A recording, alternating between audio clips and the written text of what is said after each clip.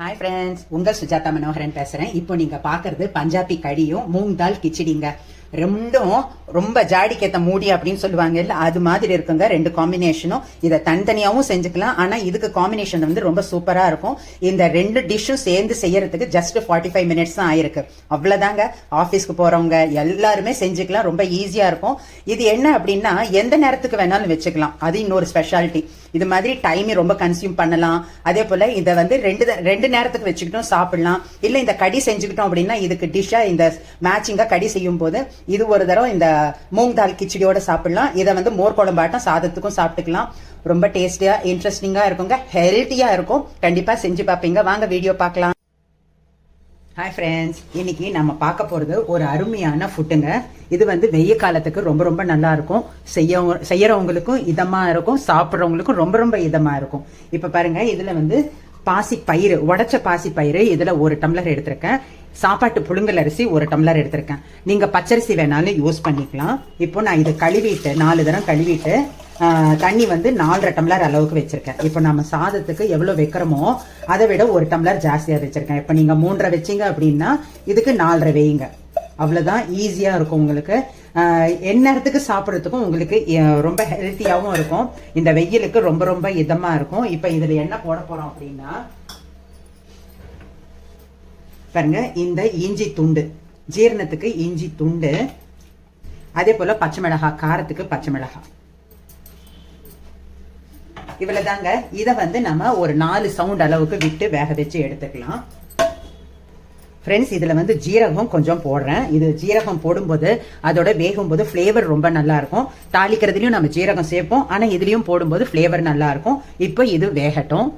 இப்ப பாருங்க ஃப்ரெண்ட்ஸ், நம்ம வந்து கிச்சடி வேகிறதுக்குள்ள இதுக்கு ஒரு சைட் டிஷ் ரெடி பண்ணிக்கணும். இது வந்து கடி அப்படின்னு சொல்லிட்டு பஞ்சாபிக்காரங்களுக்கு ரொம்ப ஸ்பெஷல்.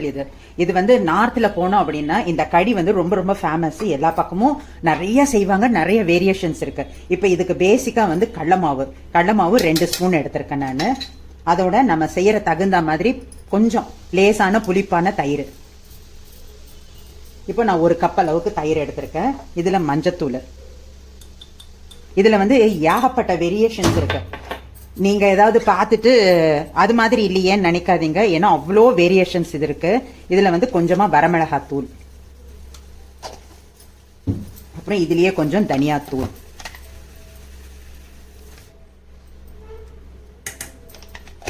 இப்போ இதை ரன் பண்ணிக்கலாம். இதுல கொஞ்சம் தண்ணியும் விட்டுக்கோங்க. இப்ப விப்பர்ல இது ஒரு 2 தரம் அடிச்சா நல்ல கடலமாவு கட்டி இல்லாம உங்களுக்கு ரெடி ஆயிடும். இது ஒரு பக்கம் இருக்கட்டும். இந்த கடி தாளிக்கும் போது பூண்டும் இஞ்சியும் ரன் பண்ணி வச்சுக்கோங்க.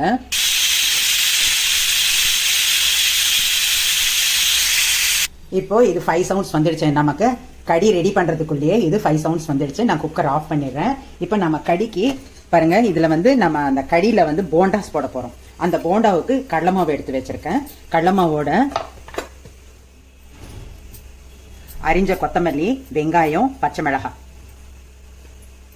நீங்க வரமிளகாய் தூளும் போடுறதா இருந்தா பச்சை மிளகாவை அளவோட போட்டுக்கோங்க, பார்த்து போட்டுக்கோங்க. நானும் கொஞ்சம் வரமிளகாய் தூள் போட போறேன். பாருங்க, ஜஸ்ட் ஒரு டேஸ்ட்டுக்கும் அந்த வாசனைக்கு கொஞ்சம் போடுறேன் நான். இப்போ மஞ்சத்தூள் கொஞ்சம். அவங்க எப்படி செய்யறாங்களோ அதே மாதிரி உங்களுக்கு காமிக்கிறாங்க. இதுக்கு தேவையான அளவு உப்பு. ஒரு நூல் கம்மியா இருந்தாலும் பரவாயில்ல, ஜாஸ்தி போட்டுடாதீங்க. இப்போ இது தண்ணி விட்டு நம்ம குழைச்சிக்கலாம். இது வந்து கொஞ்சம் போண்டா பதத்துக்கு இருக்கணும். ரொம்ப தண்ணி விடக்கூடாது, போண்டா பதத்துக்கு இருக்கணும்.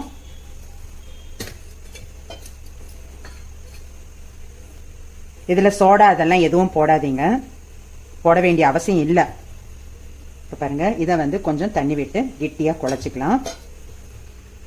இப்போ இது ரெடி ஆயிடுச்சு. இப்போ நம்ம வாணலி அடுப்பை பற்ற வைக்கலாம்.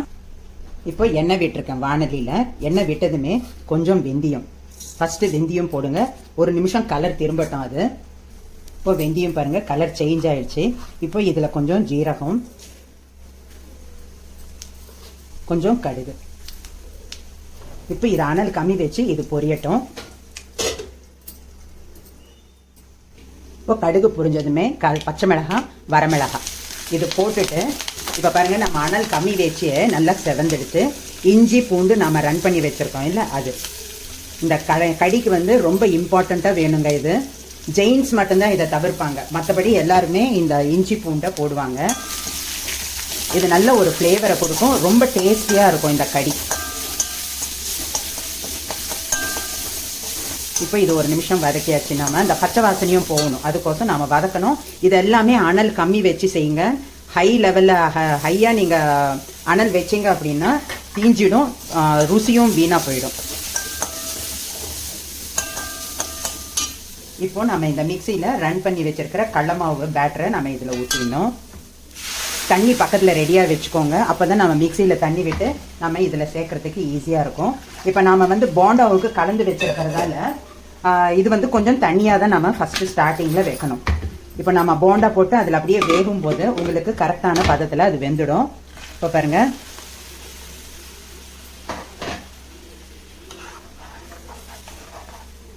இது மாதிரி இருக்கும். இப்போ இதுக்கு உப்பு ஃபஸ்ட்டு போட்டுடலாம். இப்போ இந்த கடிக்கு தேவையான அளவு உப்பு கம்மியாக இருந்தாலும் பரவாயில்லைங்க, டேஸ்ட் பண்ணி பார்த்துட்டு அப்புறமா நம்ம போட்டுக்கலாம். இப்போ இது கலந்து விடுங்க, இல்லைன்னா கட்டி தட்டிடும், அடியில் அடி பிடிக்கும் நமக்கு. இப்போ அனலும் கொஞ்சம் சேர்த்து வச்சுருக்கேன். இப்போ இதில் வந்து இன்னும் ஒரு 1/4 டம்ளர் தண்ணி விட போகிறேன். அதுக்கு என்ன அப்படின்னா, நம்ம இந்த இஞ்சி பேஸ்ட் இருக்கு இல்லையா மிக்சியில், அந்த தண்ணியை இதில் விட்டுடலாம். தண்ணி விட்டுட்டேன் இதில். இப்போ இது கொதி வர்றதுக்கு நம்ம வெயிட் பண்ணணும், லைட்டாக கொதி வர ஆரம்பிக்கணும், அப்போ தான் நம்ம இந்த போண்டாஸை போட முடியும். இப்போ பாருங்கள் ஃப்ரெண்ட்ஸ், அப்படியே கொதிச்சு மேலே வருது இல்லைங்களா. இப்போ வந்து அனல் கம்மி பண்ணிவிடுங்க. அனல் கம்மி பண்ணிவிட்டு இந்த போண்டாஸு சின்ன சின்னதாக இதில் போடுங்க. நம்ம வந்து இதை எண்ணெயிலையும் பொரிக்கலாம், ஆனால் எண்ணெயில் பொரித்தோம் அப்படின்னா எண்ணெயை அவாய்ட் பண்ணணும் அப்படின்னு நினைக்கிறவங்க இந்த டிஷ்ஷை செய்ய மாட்டாங்க. உங்களுக்கு விருப்பம் அப்படின்னா இந்த போண்டாஸை அப்படியே எண்ணெயில் பொரிச்சும் நீங்கள் இதில் போடலாம். இவ்வளோதாங்க, முடிஞ்சிச்சிங்களா? கிடுன்னு போட்டுடலாம். இப்போ நான் இதை கடைசி மாவில் இந்த கடைசி போண்டா போட்டுட்ருக்கேன். இப்போ அனல் கொஞ்சம் சேர்த்து வச்சுக்கோங்க, கரண்டி போட்டு கலக்கக்கூடாது. இப்போ பாருங்கள், இது மாதிரி லேசாக கொதிக்கிற மாதிரி வச்சுட்டு நம்ம இப்போ அடுத்தது வந்து இந்த குக்கரில் ஸ்டீம் இறங்கிடுச்சான்னு பார்க்கலாம்.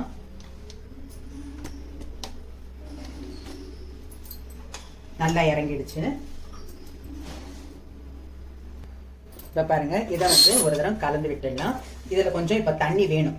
பாருங்கள், நான் வந்து 4 டம்ளர் தண்ணி வச்சும் அந்த தண்ணி ஃபுல்லாக இழுத்துக்கிட்டு இருக்கு. இப்போ நம்ம இதில் கொஞ்சம் தண்ணி விட்டுக்கலாம். இப்போ இந்த கிச்சடிக்கு தேவையான அளவு உப்பு நான் வந்து இந்த சின்ன ஸ்பூனில் 1.5 ஸ்பூன் போடுறாங்க. போட்டு இப்போ இதில் வெந்நீர் விட்டோம் அப்படின்னா நல்லா ஸ்மாஷ் ஆகும். அதனால நான் அவனில் வச்சுருக்கேன், அவனில் வச்சு எடுத்திருக்கேன். நீங்கள் வந்து பக்கத்தில் அவன் இருந்தால் இது மாதிரி செஞ்சுக்கோங்க, அப்படி இல்லைன்னா பக்கத்தில் பாத்திரத்தில் வச்சு இதை ரெடி பண்ணிக்கோங்க. இப்போ இதை தரோவாக கலந்து விட்டுணும். இதை இன்னும் கூட தண்ணி விட்டு நாம் கலந்துக்கலாம். இது நான் யூஸ் பண்ணுறது வந்து நல்ல பழைய பச்சரிசி, அதாவது புழுங்கல் அரிசி. அதனால உங்களுக்கு தண்ணி இந்த அளவுக்கு இழுத்துருக்கு. நீ இழுக்குன்னு சொல்லிட்டு தெரிஞ்சுதான் நான் 4.5 வச்சேன். அப்பவும் அதுக்கு தண்ணி பத்தலை, இன்னும் கூட நம்ம தண்ணி விடலாம் இதில். இப்போ இதை இறக்கி வச்சுட்டு தாளித்தம் செஞ்சுக்கலாம். இதுக்கு இப்போ ஒரு பக்கம் கடி வெந்துக்கிட்டே இருக்கு பாருங்க, நல்லா வாசனை கும்முன்னு சொல்லிட்டு இப்போ நிதானமாக கரண்டி விட்டு நம்ம இதை கலந்து விடணும். ஒரு 5 நிமிஷம் கழிச்சு தான் நம்ம கரண்டி போடணும். அதுவும் அந்த போண்டாஸ் உடையாம பார்த்துக்கணும் நம்ம. இப்போ இந்த போண்டா மாவு வெந்து இருக்கணும், அதே டைமில் நல்லா சாஃப்டாக உள்ள மாவு எதுவும் இல்லாமல் பச்சை வாசனை இல்லாமல் இருக்கிற மாதிரி பார்த்துக்கோங்க. இப்போ இதை மூடி வைக்கலாம், இன்னொரு 5 நிமிஷம் வேகட்டும். இப்போ இதுக்கு நமக்கு தாளித்தம் செஞ்சிடலாம். இதில் வந்து கடுகு, இதில் ஜீரகம். இப்போ நாம் வந்து ஃபஸ்ட்டு போடும்போதே போட்டோம், கொஞ்சம் இதுலேயும் போட்டுக்கலாம். இப்போ இது பொரியட்டும். இப்போ இதில் வரமிளகாய் 2 கட் பண்ணி வச்சுருக்கேன். இப்போ இதையும் அதில் சேர்த்துடலாம். அடுப்பு ஆஃப் பண்ணிவிட்டு மறுபடியும் இந்த பாத்திரத்தை இதில் வச்சுருக்கேன். இப்போ இதில் கொஞ்சம் கொத்தமல்லி, புதினா இருந்தால் சேர்த்துக்கலாம். வீட்டில் ட்ரை புதினா இருக்குது அப்படின்னு சொல்லிட்டு அசால்ட்டாக இருந்துட்டேன், கடைசியில் அது பார்த்தா கிடைக்கல. இப்போ இதில் இன்னும் கொஞ்சம் தண்ணி நான் சேர்க்குறேன். இப்போ சேர்க்கறதுக்கு முன்னாடி நம்ம டேஸ்ட் பண்ணி பார்த்துட்டு உப்பு வேணும்னா உப்பு கூட போட்டுக்கலாம். நான் மறுபடியும் 1 டம்ளர் தண்ணி விட்டுருக்கேன், ஃபஸ்ட்டு 1 டம்ளர் தண்ணி விட்டுருக்கேன். இப்போ உங்களுக்கு எப்படி வேணுமோ, இதை வந்து கொஞ்சம் சாலிடாக வேணும்னா அப்படி செஞ்சுக்கோங்க, இல்லை கொஞ்சம் கெட்டியாக இருந்தால் நல்லாயிருக்கும், கடியோட சாப்பிட்றதுக்கு அப்போ தான் நல்லாயிருக்கும் அப்படின்னு நினைக்கிறவங்களும் அப்படியே கூட விட்டுடலாம். இப்போ கிச்சடி ரெடி ஆயிடுச்சு. இப்போ நம்ம வெண்பொங்கலுக்கு வந்து சிலர் வந்து பார்த்துக்கிட்டு இருக்கிறவங்க நினைப்பாங்க வெண்பொங்கல் ஆட்டம் தான் இருக்கு அப்படின்னு நினைப்பாங்க. இப்போ இதில் வந்து நம்ம வெண்பொங்கலுக்கு 3க்கு 1 பங்கு தான் பாசிப்பருப்பு போடுவோம். அதுவும் இல்லாமல் தோல் இல்லாமல் தான் போடுவோம். இதுலயே வந்து அவங்க பாசிப்பயிறு முளைக்கட்டி அதையும் சேர்க்கறவங்க இருக்காங்க. அது மாதிரி இதுல நிறைய வேரியேஷன்ஸ் இருக்கு. அதே போல 4 வகை பருப்புகள் போட்டு உளுந்து போட மாட்டாங்க, அந்த சிகப்பு பருப்பு போடுவாங்க, அந்த மசூர் டால் அதையும் போட்டு அந்த 4 வகை பருப்பு அரிசியும் சமமா போட்டு செய்யறவங்க இருக்காங்க. இதுல நிறைய வேரியேஷன்ஸ் இருக்கு. நமக்கு வந்து இது பிடிக்குங்க. நம்ம தமிழ்நாட்டு பீப்புளுக்கு கண்டிப்பா இந்த ஃப்ளேவர் பிடிக்கும். அதுக்கோசம் நான் இது மாதிரி உங்களுக்கு செஞ்சு காமிச்சிருக்கேன். மறுபடியும் அது மாதிரியும் ஒரு தடவை செஞ்சு பார்க்கலாம். நாம இப்ப பாருங்க, கடி ரெடி ஆயிடுச்சு. இந்த பக்கம் கடி நல்லா வெந்துடுச்சு. இப்போ இதை டேஸ்ட் பண்ணிடலாம். ஃப்ரெண்ட்ஸ், அல்லது டேஸ்ட் சூப்பராக இருக்கு. எனக்கு வந்து உப்பு மட்டும் பத்தலை. நம்ம மோர் குழம்பு தோத்து போச்சு, அவ்வளோ நல்லா இருக்கு. இப்போ நான் இது கொஞ்சம் உப்பு மட்டும் போடுறேன். இப்போ இது ரெடி ஆயிடுச்சு. உங்களுக்கு வந்து இன்னும் ரெட் கலராக வேணும் அப்படின்னா, மேலே அப்படியே எண்ணெய் தெரியணும் அப்படின்னா, தாளிக்கிற கரண்டியில் கொஞ்சம் எண்ணெய் விட்டு மிளகாத்தூள் மேலே எண்ணெயில் போட்டு அது நல்லா இதானதுமே சூடானதுமே இந்த எண்ணெயில் அதை ஊற்றிடுங்க. இதில் அப்படி ஊற்றும் போது உங்களுக்கு நல்லா பார்க்கும் போதே தகதகான்னு இருக்கும். இப்போ நம்ம இந்த போண்டா எடுத்து வச்சிருக்கேன், அதை வெந்திருக்கான்னு பார்த்துக்கலாம். இப்போ இதில் வந்து இந்த போண்டா வந்து நம்ம எண்ணெயில் போட்டால் ஒரு மாதிரி இருக்குங்க, இப்படி போட்டால் ஒரு மாதிரி இருக்கும். நல்லா வெந்திருக்கு. டேஸ்ட் பண்ணிடலாம். வெந்திருக்குங்க ஃப்ரெண்ட்ஸ், நல்லா இருக்கு. இப்போ வந்து நம்ம இந்த உருண்டை குழம்புக்கு பருப்புகள் எல்லாம் வேக வச்சு போண்டா போடுவோம். அது மாதிரி வேணாலும் நீங்கள் போட்டுக்கோங்க, நல்லா இருக்கும். இப்போ 2 டிஷ்ஷும் ரெடி ஆயிடுச்சு. வாங்க, இதை வந்து நம்ம எந்த நேரத்துக்கும் எடுத்துக்கலாம். கையில் எடுத்துட்டு போகிறதுக்கும் ஈஸியாக இருக்கும். அதுவும் இந்த கடியோட சாப்பிடும்போது ரொம்ப சூப்பராக இருக்குங்க ஃப்ரெண்ட்ஸ்.